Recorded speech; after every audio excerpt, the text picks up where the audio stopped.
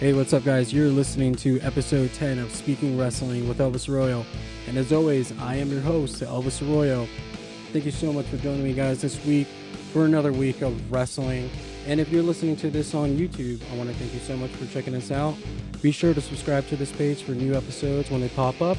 Also, if you have any comments, questions, and suggestions for this podcast, and any news updates of the podcast, be sure to join us on Instagram at Speaking Wrestling and on Twitter at Speaking Wrestle. With that out of the way, let's get going. Last week, WWE had Stomping Grounds in Tacoma, Washington at the Tacoma Dome.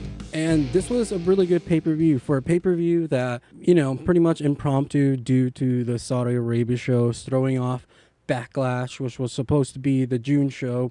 But that all got twisted, and now we got WWE Stomping Grounds, which pretty much was a glorified WWE house show on a Sunday evening turned into a pay-per-view, and it was a pretty good show. Tacoma came out, fans up in the Northwest always come out, despite the fact pretty much all the TV side of the hard cam was blocked off, tarped off. Not a pretty big crowd, but again, it didn't matter. The crowd's up in the Northwest. They love their wrestling. They love when WWE's in town, so no worries. And again, the show wasn't that bad for being, like I said, a glorified house show on a Sunday evening, and it was great. It was about a 3.5 hour show, and show was done by 7:30 Pacific time, my time. Again, the card was good. Some good matches early on. The cruiserweight match on the opening show, the triple threat, which featured Tozawa, Tony Nese, the champion, and Drew Gulak. Great match. I definitely recommend watching that match, guys. Drew Gulak came up with the victory. Your new WWE Cruiserweight Champion. Well-deserved win. I predicted, if you listened to last week's show, I got most of my predictions right, one of them being that. I think the only one I got wrong was Drew McIntyre. The other Drew came up short against Roman Reigns, who I said needed the win, but good show. Dolph Ziggler, Kofi Kingston cage match. I didn't really like the match. The ending was, had a good ending to it. Kofi once again showing his athleticism coming through, and he's on a roll. Kofi Kingston with a win, and the rest of the show was great. Becky Lynch and Lacey. Becky still the champion. Bayley still the champion. Samoa Joe losing to Ricochet, which I called Ricochet would win. Good match. Ricochet victorious coming up here as your new United States champion.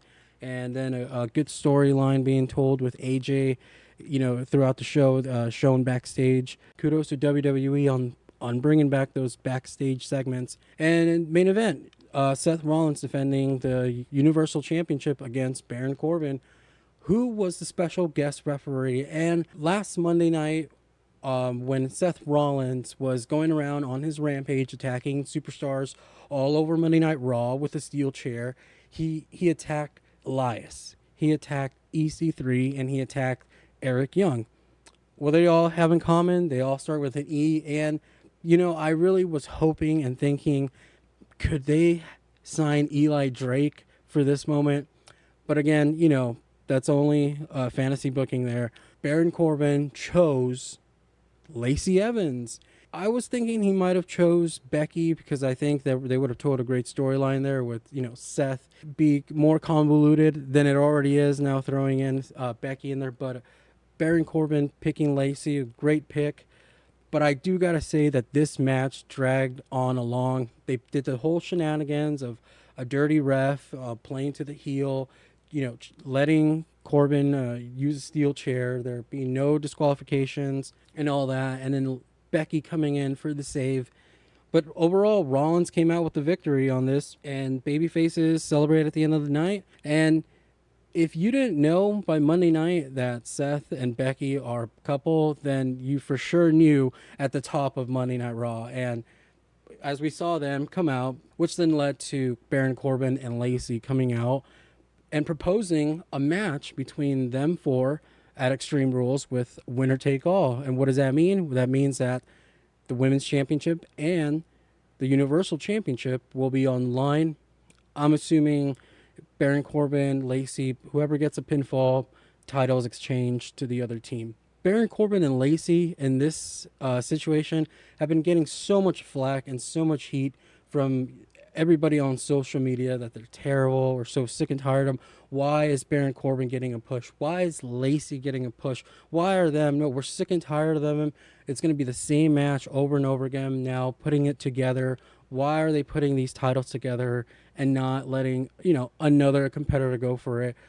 Bottom line, guys, Baron Corbin and Lacey are great at what they do, and they have right now the confidence from upper management that they can go out there, perform their character, and do it well, and they are. And Baron Corbin being getting the most heat out of this. I think Lacey, she's getting more of the character heat. I think a lot of the fans like myself really respect her work and love to see her improvement and her progress since she's come up to the main roster, because she got called up from NXT, I believe, too soon, but she's making up for that since being on the main roster, and she's very great on the mic. She's well impeccable in the ring.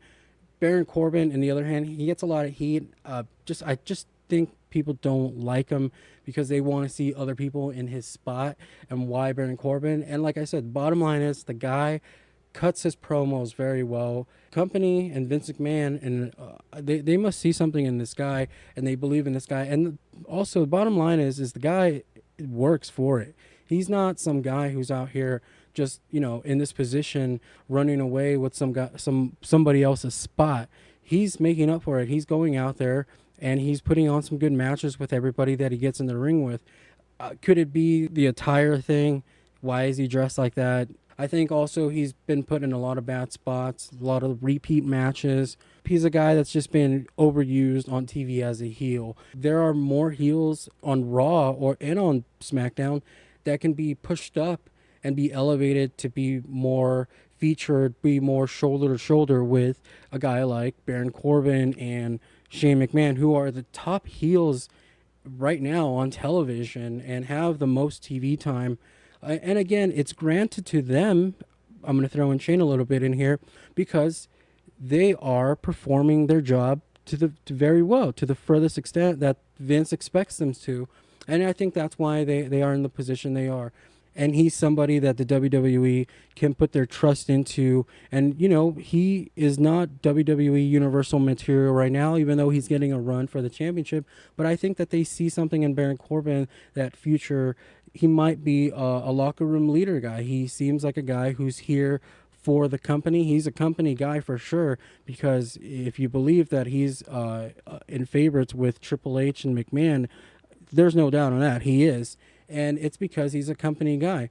Another guy who may be a surprise to many people is also a company guy is Seth Rollins. It should not be a surprise that Seth Rollins this week, as he was very vocal on his interview with Sports Illustrated and on his Twitter rants, that he's been going back and forth with one Will Ospreay of New Japan Pro Wrestling. Seth Rollins, a company guy, because he is taking up that leadership role. He is the Universal Champion, and he is being put in that spot to carry the company, maintain television on Monday nights. And he is someone that has the locker room leadership qualities that the company wants. And for him to go back and forth this week on a little Twitter rant with Will Ospreay as to who has the best wrestling, who is the best promotion, and who is the best wrestler in the world. Some might argue that Seth Rollins has been the best wrestler in the world in ring. Some might say it's Kenny Omega, but some might argue that up until now it's Will Ospreay, and he is somebody that in many of the eyes of the wrestling community is the future of the company. And Seth Rollins, who has the moniker as being the future, the architect of the company, is the guy to speak up for the company. Now, who is the face of the WWE at this moment? We don't know. We don't really know. We're in this period right now where we don't know who the top guy is. It could be anybody. It's Seth Rollins, but is he really the top guy? Might be Roman Reigns, but again, is Roman Reigns really the top guy? He's not in a championship spot. Somebody like Kofi Kingston, or he's not Becky, or he's not Seth Rollins. So for Seth Rollins to be the guy to speak up for the company and defend the company and go to bat for the company against all the naysayers that have many things to say about the company at this time in moment, And it's something that even Seth Rollins can't hide from, the fact that the company right now is in a spot that it has not been. And yes, they are struggling. They are struggling for viewerships, ratings, other promotions, and other superstars out there. There is competition out there. And the competition is getting hotter as AEW is approaching, as the rise of New Japan in the past several years. For a WWE superstar like Seth Rollins, who is one of their champions right now, to speak up for the company is great. Now, did he go a little bit too far? He did maybe go a little bit too far once he started mentioning, who has the bigger bank account. And I think, yeah, that's a little bit too far. And I think, maybe with the whole Twitter thing, I think he's being a little bit too influenced by his girlfriend, Becky Lynch. And of course, if you didn't know that they're together, Seth Rollins and Becky Lynch are dating. I am okay with Seth Rollins being the guy to speak for the WWE, because he may not be the guy right now in the company, because again, who really is the guy right now in the company? But he definitely has been the person for maybe the past 2 years, in my eyes, in my opinion as well, that really has took the company and took the torch and said, I'm going to be the guy to run with it, whether Vince or whether anybody else doesn't think that I am the guy. I am going to be the guy to carry this company. So again, I'm okay with Seth's comments. It's just Seth Rollins being a leader and taking ownership. And speaking of taking ownership of something, the WWE's got to do something about these 2 out of 3 falls and elimination matches on TV. And now this was the second week that we saw 2 out of 3 falls throughout Monday night and throughout SmackDown Live. We saw elimination match on Monday. We saw another one on SmackDown Live. Well, we actually saw two out of three. I'm getting mixed up here, folks. We saw 2 out of 3. Again, we saw two out of 3 falls on SmackDown Live.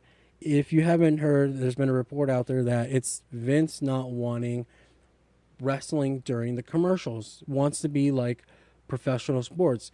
Baseball, they don't play through commercials. Football, they go to a commercial when there's a timeout. Same thing for hockey, same thing for the basketball. So why shouldn't WWE do the same? They want to condone themselves like being like a professional sports league. Will it come off? Because this is something that it's not been done in the company, and wrestling, it's something that's happening live to the crowd for those that are in attendance. When you go off to a commercial, does the match auto? What happens when they go to commercials? Does everyone just pause? And if you're in the audience, you're just watching them wait and then get the signal and, hey, we're back on. Then they continue the match. Wrestling doesn't operate that way as like other sports leagues do. And I understand the WWE trying to make an effort to convert like these major sports leagues. It hasn't been paying off well, as we've been seeing on TV, with run-ins and matches being stopped by disqualification and then being restarted in order so there can be a commercial break. I think it takes you out of the wrestling match, especially, this main event match last week, I said, with Seth Rollins and Daniel Bryan. There was a run-in that absolutely had no place in it, only for them to restart the match again. And they had a good 7-minute match after all that debacle, but it wasn't necessary. And we saw it this week on SmackDown with the tag teams. We saw a normal tag team match. In order for them to go to a commercial, they set up this thing where there's a run-in, 2 tag teams come out, and then they set up 8-man tag when they come back from a break, just so they can go to a commercial. It takes you out of the element, makes you question how much talent is being used in this situation. And then now with the wild card, as we know, you see talent show up on both shows. So if you see somebody show up on Monday night and they're in one of these matches, as we saw on Monday and Tuesday, superstars are being used in 2 matches now. So 2 matches, same talent out there. Again, because this is a television production strategy that they are working off of. And the only question I have is, how long is this going to last? Because it's going to catch up to them. I think WWE right now is in a position where they are trying to figure out what to do. How are they going to work their programs going forward in order to produce a type of programming that viewers at home and in a live audience can comprehend. And pretty much for everything that I said, I'm about to contradict myself, because speaking of talent not being utilized, was utilized this week to offer superstars more opportunities than ever before. But again, it's only being subsided to just one segment of the program instead of matches throughout Monday and Tuesday, and then maybe a pay-per-view. But again, going back to the 24/7 title, this week we saw a brand new champion in Heath Slater, Cedric Alexander, and EC3. And again, I said it last week, for everybody saying that Vince McMahon is bearing EC3, he's not, because now we see EC3 winning WWE Championship titles. And here he is winning his first one, 24/7 title, only to then drop it back to R-Truth, and he gets out of there. Great segment. Poor Mojo Rawley. This match was originally Heath Slater and Mojo, but then R-Truth comes out, and then there's just this 5 title changes within 2-minute spans. Great stuff. And again, it's only one segment, and it is the lower card tier. So do you want to be there, or would you rather be featured on a one-on-one match or on a program separate to the 24/7 title? And to one guy that was not coming anywhere close to that 24/7 title and is having a bad week is Drake Maverick, who this past week, who, as you saw on social media, got married. So kudos to him. Congratulations on that. But at his own wedding, Drake Maverick was rolled up by R-Truth, and he lost the 24/7 title at his wedding. And what a horrible moment for Drake Maverick. Here he is, being married, being a 24/7 champion, a WWE champion, and he's being married. What a special day, only to be rolled up and lose it at his wedding in front of his wife, in front of his best friends. Oh, what a horrible day. And not only that, but then his wife said she was going to divorce him. Oh man, poor Drake Maverick. I mean, and he almost got a chance this week to get it back, as R-Truth was going to give him a chance, but no, R-Truth is not going to give up that 24/7 title, because R-Truth is Mr. 24/7. But Drake Maverick, he's been having such a bad week this week, so poor guy to him. But he's not alone. There's another guy that's been having a bad week, and that is the one Dolph Ziggler. Dolph Ziggler, man, what is happening to you, man? You were once one of my favorites, and now I can't even stand you. No, look, Dolph, I love Dolph. He's still one of my guys. I just don't know, where do you go from here? Coming back from being gone from a hiatus that he took himself for wanting to do comedy, but it was never really explained why he was gone on WWE television. Comes back, it goes on a rant about it should have been him being in the main event, being the WWE champion, has an opportunity against Kofi Kingston in Saudi Arabia, comes up short, has another opportunity in a steel cage against Kofi Kingston at Stomping Grounds, comes up short, and now this past week on SmackDown, a third chance at that WWE championship, the one championship that Dolph Ziggler hasn't had in the WWE now, and he went for it against Kofi Kingston, and he had 2, so technically he had 4 opportunities to win and claim that WWE championship from Kofi Kingston, one of his archest nemesis and rivals since being in the company, and he couldn't get the job done. And look, Dolph Ziggler, you lost fair and square. You lost to Kofi Kingston clean all 3 times that you have competed for the WWE championship this past month. Where do you go from here? It's just like that Guns N' Roses song. Where do we go? Where do we go? Where do you go, Dolph? I'm not sure where Dolph goes from here, but he's got me a little bit worried.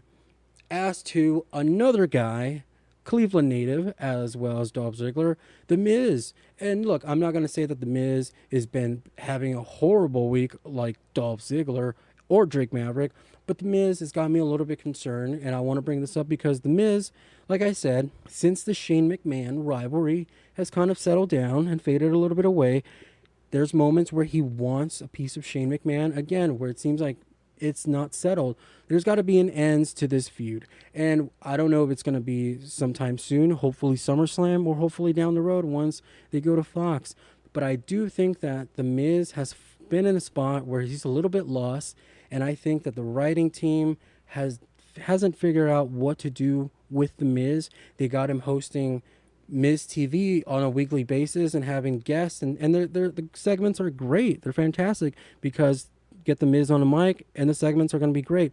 What is the Miz actually doing? He's having these matches where he wants a piece of Shane McMahon, and then he's hosting the shows. What is the Miz's mission at the moment right now? So where does Dolph Ziggler go from here? Where does Drake Maverick go from here? Where does The Miz go from here? I'd like to see those guys be utilized in a way, because those are top guys that could be in the top spot main eventing.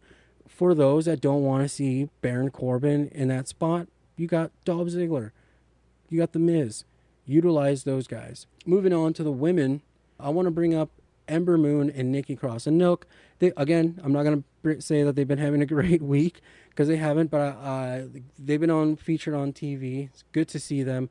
But again, I think their character has been a little bit watered down kind of from their NXT days. And I think they could do a little bit more with the characters that were already there, established from their days. I think the Ember Moon character at this point has been a little bit confused, because her NXT days, she was a little bit more mysterious.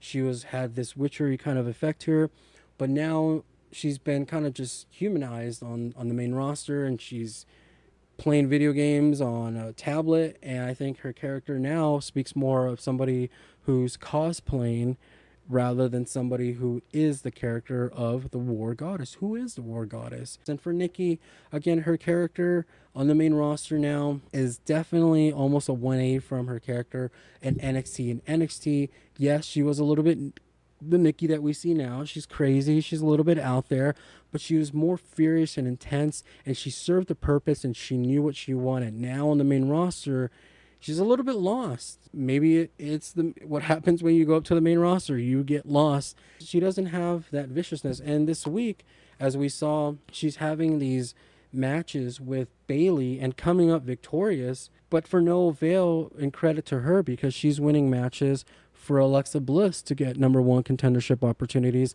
over Bayley. And I guess, and it's just a little confusing, because I would expect the Nikki Cross character to be stronger than who she is now, because her going out there and winning matches for somebody else who's already gotten opportunities isn't really a good look for her. A good look, that is, for somebody else is AJ Styles, as he picks up a victory over the new United States champion Ricochet this past Monday night on Raw in his first match back since being out of action. I like what they're doing here. I think we're setting up for an AJ Ricochet match down the road, have a few matches, and maybe see where that leads to, hopefully into SummerSlam. For Ricochet to get a loss here, some are too quick to assume that WWE is burying him. Winning the United States Championship and already losing matches the next night, I don't really think that qualifies as being buried when you're going up against somebody like AJ Styles. I think if you put them side by side, AJ is the superior wrestler, and I think where they're at right now in their career, AJ being the veteran, being more experienced, being a top guy, being the former WWE champion, should be getting victories and setting up matches for Ricochet and AJ down the road. This was a great match. I'm just really happy that the United States Championship is being put in a spotlight like this. It's been a really, really long time since the United States Championship has been featured where there's main event guys. It's in the main event of Monday night since the John Cena days when he went on that United States Open Challenge back in the summer of 2015. And man, that was such a great summer. If you were watching Monday nights in the year 2015, go back and watch that United States Open Challenge with Cena.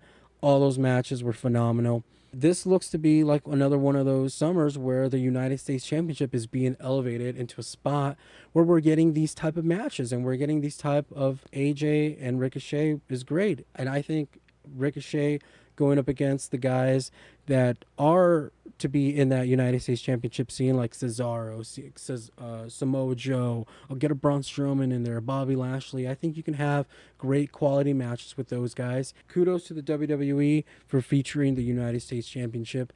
It's nice to see it in the main event once again. And another person that it's always great to see, one of my favorites, one of everybody's favorites, the Dead Man made his return to Monday Night Raw, and this time not to promote a match, although a match came out of this, maybe to settle a score with an enemy or to pick a fight with a new enemy. We saw The Undertaker return to make the save on Roman Reigns, a man that defeated him at the grandest stage of them all, WrestleMania.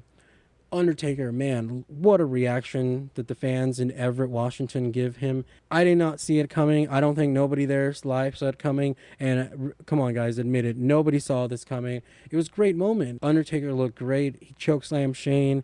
He was jabbing Drew McIntyre all over the place, clotheslines. And this did set up a match at Extreme Rules. Roman Reigns and The Undertaker taking on Shane McMahon and Drew McIntyre in a tag team match. And I like this. I really, really like this a lot. Again, plan executed. If it was for Vince to have Undertaker show up, get a pop on TV, pop the rating a little bit, pop interest in the next pay-per-view, and setting up a tag team match. You got your biggest star, Roman Reigns, and you put him in a good position because he's teaming up with somebody who is a crowd favorite all over the world, The Undertaker, the Dead Man. How do you not love The Undertaker going up against the two most annoying people on WWE programming on a week-to-week basis, Shane McMahon and Drew McIntyre? Good spot for Roman Reigns and a good spot for The Undertaker coming off of that horrendous match with Bill Goldberg in Saudi Arabia. This is great for The Undertaker because coming off of that match, was that going to be the last impression that The Undertaker was going to have to the world? Hell no. And by the look of The Undertaker's face at the end of that match with Goldberg, Undertaker was not going to be happy with that being the last match, if it ever was the last match for the Dead Man. So for Undertaker to come back and be in it with guys that are there today is great. Undertaker on TV is great. I kind of know that having him back on TV, boost up the ratings, and it's going to boost up the attendance. Anything that helps WWE and anything that just has Taker put in a good spot like this. And I think it will be a great match. I look forward to it. I'm definitely going to be interested in watching Raw now if The Undertaker is going to be there. And kudos to Vince, because as of this morning, and this is being reported as of Thursday morning by Sports Illustrated, that Eric Bischoff is back in WWE. Yes, that's right. Eric Bischoff, the former president of WCW, the man that almost took WWE out of business, is back in WWE. Tremendous news in the wrestling world. Eric Bischoff is back in WWE. I am excited for this. I am happy for this. I cannot wait to see the influence that Eric Bischoff brings to WWE programming, as it's being reported by Sports Illustrated and WWE as of Thursday today. Eric Bischoff is going to be the executive director, SmackDown Live, and Paul Heyman will be the executive director for Monday Night Raw. That means that they will be reporting straight to Vince for both shows. And when you talk about Paul Heyman being one of the leaders over on Monday night, and then you have another leader in Eric Bischoff overlooking SmackDown Live for the upcoming future, this is a pro wrestler's dream. I mean, you have Vince McMahon, the owner, CEO of the WWE, the biggest mind in the wrestling business, and then you have Eric Bischoff, who I said almost put Vince out of business with WCW in the mid-90s and late 90s. And one of the greatest minds in television production, Eric Bischoff. And also, you have one of the greatest minds in professional wrestling and also in television, creative, Mr. Paul Heyman. Three of the greatest minds, and you throw in Bruce Pritchard, you throw in there Jeff Jarrett, you throw in there Road Dogg, you throw in there Triple H. and you got yourself a mix of men that have the most knowledge and the most credibility in this business, working together, generating their energy together to produce one of the best shows on TV, one of the best wrestling shows on TV. The future is bright. I am excited for this. I think you guys should be too. Welcome back, Eric Bischoff. All right, guys, before we get to my MVPs and floppers of the week, I want to give you guys something to watch this week as I watched along this week. And I want you guys to check out on the WWE Network an episode of Monday Night Raw, June 25th, 2001. Now, this episode was live from Madison Square Garden. It took place about 18 years ago. And what a great show. We just came up on the anniversary a few days ago on the 25th. This was one of my favorite episodes of Monday Night Raw. I went back and watched it. It's the night after King of the Ring 2001, the infamous night where Booker T made his debut. It's also the night where Kurt Angle and Shane McMahon had that street fight that we all know. And it's the next night where we saw the invasion really kick in. This is the night where WCW invaded hallowed grounds for the WWE in Madison Square Garden. It was a tremendous show. The card is great. Tajiri versus Chris Jericho in here. X-Pac against Jeff Hardy. Great stuff. Go back and watch it if you're a fan of that time.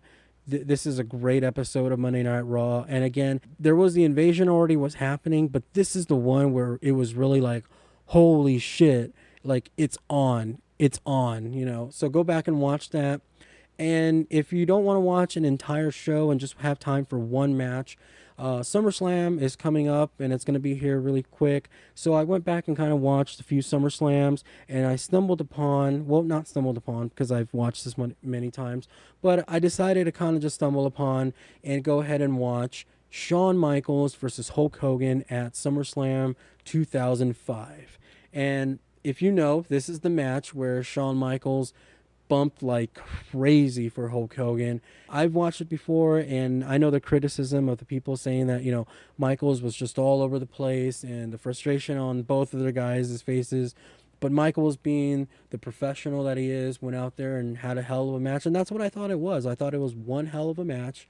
For as much criticism as this match gets for it not being that great because it's Hogan's politics, you know, coming into play, I enjoyed it. I really thought that these guys went out there and had a main event match. I mean, this is Hulk Hogan versus Shawn Michaels. This is that golden era of WWF against the new generation, and they went one-on-one here.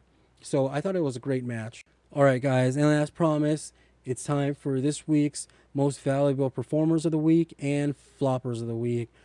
My MVP for the week is Kofi Kingston. He was in 3 matches this week, guys, and he's on a roll. The champ is on a roll. So Kofi Kingston is my MVP, and my flopper of the week, I saved this for this segment. Flopper of the week, guys. I can't believe this. For the 4th week in a row, it's Kevin Owens and Sami Zayn. And I want to make note that I've been saying that Kevin Owens and Sami Zayn would be a great tag team if they just went ahead and made them an official tag team, and they can go after them tag team titles. And coming after a win at Stomping Grounds over the New Day, they looked impressive, and they looked like they were on their way to becoming a tag team. And as we saw on SmackDown, they were featured in that 8-man tag team match with the rest of the tag teams, and it looked like they belong in a tag team. But man, Kevin Owens and Sami Zayn both coming up short on Monday night versus Kofi Kingston, and then Kevin Owens just walking out on Sami Zayn, which is walking out on the match, leads me to believe that any hope for a potential Sami Zayn, Kevin Owens tag team championship run somewhere down the line is not happening. So Kevin Owens, Sami Zayn, you were just this close to being off the hook, but man, what a flop Monday and Tuesday, and you're back on the list this week. So Kevin Owens, Sami Zayn, back on the floppers list. Tune in to next week and find out if they make it for the 5th straight week on the floppers list. All right, guys, that's going to do it for me this week. Don't forget this weekend, it's Fyter Fest, AEW's free televised show. It's going to be going down on BR Live, so check it out. I will be live tweeting, and you can join me on Twitter at Speaking Wrestle. And if you want to ask any questions, get any updates, have any suggestions for the podcast, you can find me on Instagram at Speaking Wrestling. All right, guys, have a great weekend. MLW is on this weekend. Fyter Fest is on this weekend. We'll do it again next Friday. Till then, have a great week, guys. Bye-bye.